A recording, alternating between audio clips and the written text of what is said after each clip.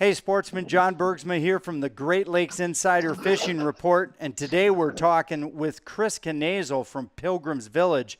Chris has been a constant supporter of the show and gives us great fishing reports. Chris, what do you got for us this week? It's early August. What's going on there at Cadillac and Mitchell? As far as panfish goes, we're still doing really good on crappie. They're all coming out of deeper water though. Really? So, like over on like the east side of Lake Cadillac there, where it's a little bit deeper, but like, don't be afraid to look for them in 16, 18, 20, 22 foot of water. They're usually suspended about halfway down. Okay, what are guys catching them with, Chris?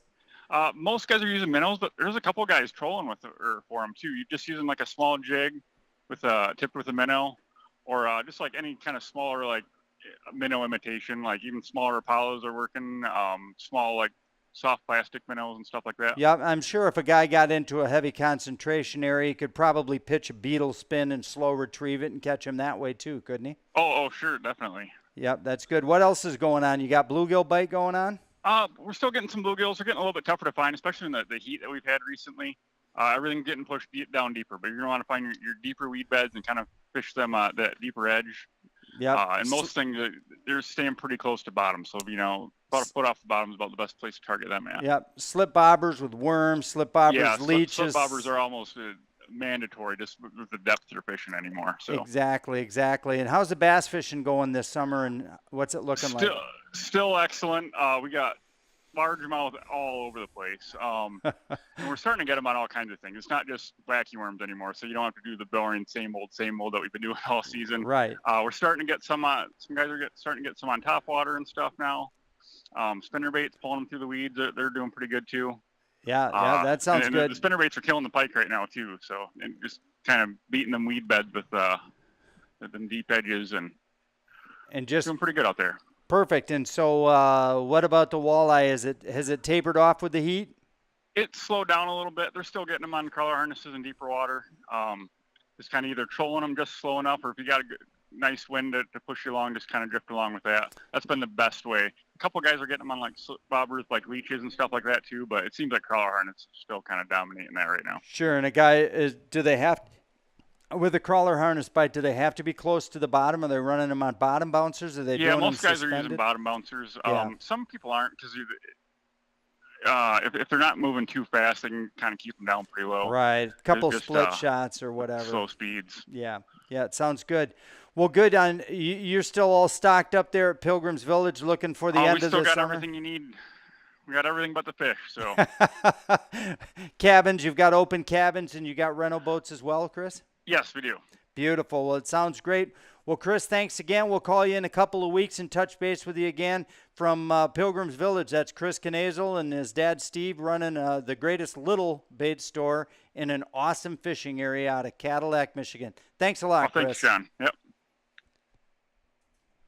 So let's recap. We've got a lot of the stuff that Chris was talking about. The first thing that I wanted to bring up here was this little tour grade spinnerbait. Now, this is a bright orange one. Now, this, you've heard on other reports, guys whacking northern pike. This is the spinnerbait that they're most often using that I see. It's a really bright orange. It's got a black and orange skirt.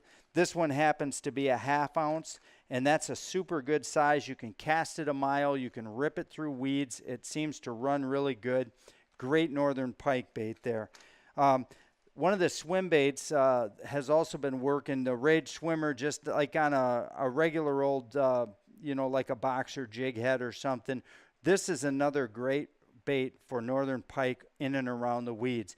You can not only run it exposed hooks when you're pitching the outsides of the weeds, but you can run it weedless, Texas rig it to run it weedless. Now, let's talk about crankbaits a little bit.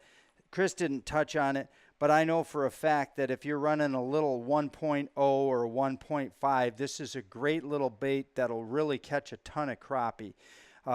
Chris referred to those crappies halfway down. That was the key I hope you were listening to. You see, crappie always suspend, and when you're out in 18 feet of water and you're seeing those marks halfway down at 9 foot, those fish are on. Those fish are ready to go.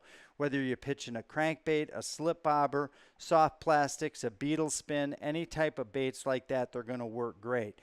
Now, when Chris was talking about I'm just pretty much showing you this week all my favorite stuff.